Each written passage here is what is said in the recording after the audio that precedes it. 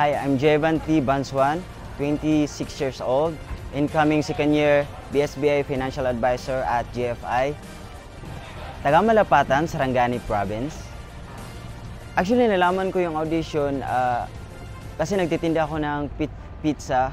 Tapos, doon, kinausap ko yung kung pwede pa mag-audition. So, ayun, sabi nila, okay lang naman daw. So, tinry ko yung kung kaya ko ba talaga ma-audition. So, nabigyan lang po ako ng lakas ng loob nung sinabi ng mga kasama ko, sige, try mo. Sige, try mo. Pero hindi ko pa rin malubos maisip na kaya ko ba talaga. So, ayun, tinry ko. Dream ko ay makabuo ng sariling banda, then makagawa ng sarili naming kanta. Actually, meron po akong mga naikanta naman na isulat. So, binibigyan pa namin ng mga tono ng mga kaibigan ko kung paano ba namin siya bigyan ng flow, ganun.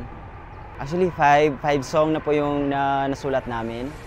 So, ako po yung composer.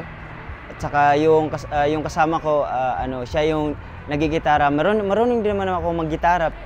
Ang inspiration ko po sa pagsulat ng kanta is yung family ko po. Nasulat ko yung mga kanta ko sa mga na-experience ko sa last ng mga sa mga naka-relation ko po. Pinili ko po yung audition song ko kasi simula nung bata pa ako, yun na kasi yung kinakanta ko sa videokehan, ganun. Yun yung tumatak sa akin at saka na-memorize ko. Kasi yung Hallelujah, kanta ni Bamboo, yan yung kasi yung pinaka-paborito kong kanta at saka one of my favorite singers, si Bamboo talaga. Kaya yun yung napili ko na kanta. Hallelujah!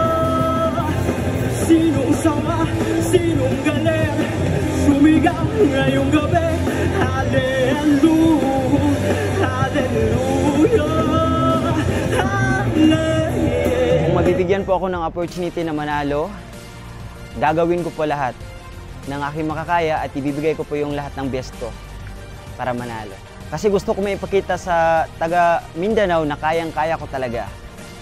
Hanggat marami ang lupok sa kahirapan at ang hustisya ay parang sa mayaman. Habang may takulog at sila kang nasa tuktok, hindi matatapos itong luhod. Oh, oh, hallelujah, hallelujah. Sinong sawa, sinong galit, sumigaw ngayong gabi. Hallelujah, hallelujah.